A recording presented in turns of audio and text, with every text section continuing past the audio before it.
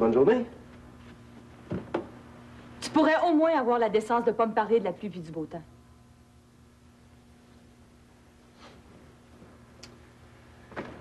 Je vois que... ta mère t'a tout dit. Caroline, je... Je veux pas de tes explications. Il est trop tard. Tu m'as menti, puis ça, je te le pardonnerai jamais. Ben, voyons, laisse-moi t'expliquer. Je le sais que ça doit pas être facile à comprendre pour toi, mais... je veux que tu saches que je t'aime autant. Ça n'a plus d'importance. Tu m'as trahi. Je pensais que j'étais ta meilleure amie. Puis tu m'as trahi.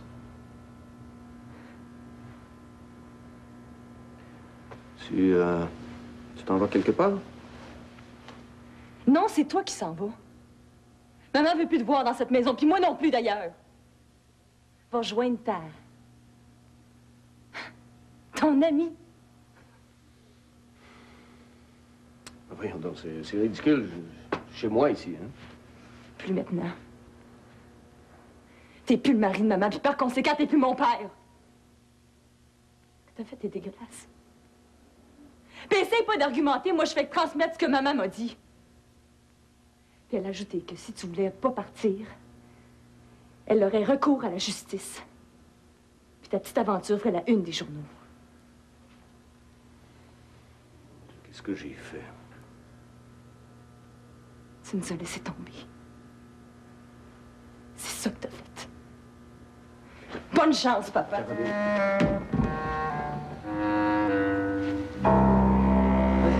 Julie est à l'étage. Je vais aller la prévenir. Mais attendez, Gabi. Je voulais vous offrir mes plus sincères condoléances pour la mort de votre mari. J'ai pas eu le temps de vous voir depuis. Je voulais vous dire que j'ai été très attristé d'apprendre la nouvelle.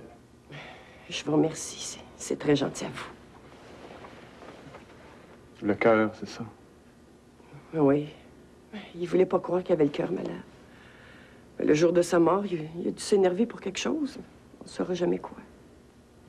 Pauvre Denis. J'espère qu'il est au ciel à côté du bon Dieu. C'est un bon mari, vous savez. J'en doute pas. Je vais aller chercher Julie.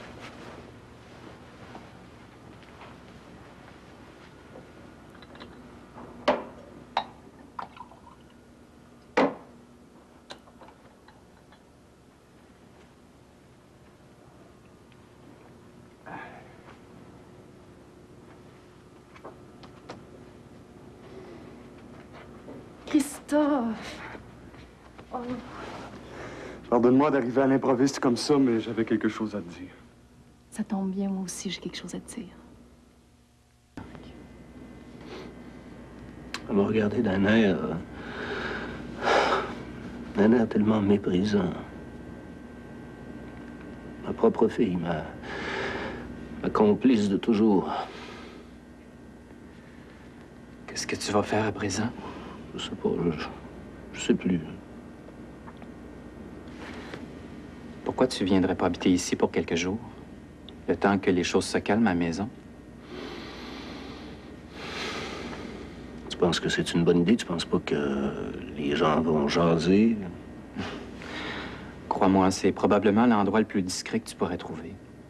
Les gens de mon immeuble sont à leur place.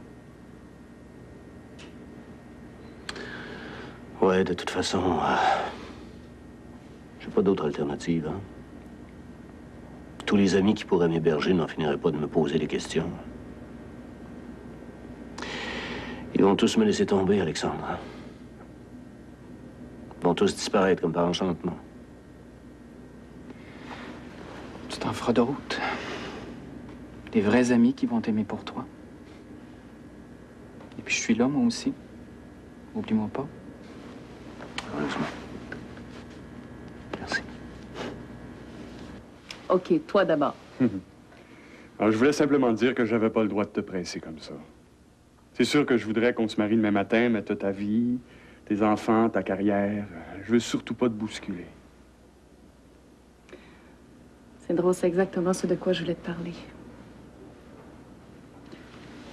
J'ai beaucoup réfléchi. Tu sais, depuis quelque temps, Tout le monde semble croire que je suis devenue un monstre. C'est pas vrai. J'ai pas changé.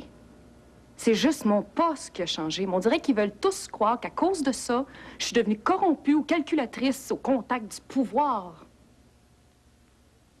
Tout le monde ne croit plus en moi. Même ma famille me rejette. Puis je risque même de perdre Julien si je deviens pas une mère modèle d'ici quelques jours. Non, tu vois, j'ai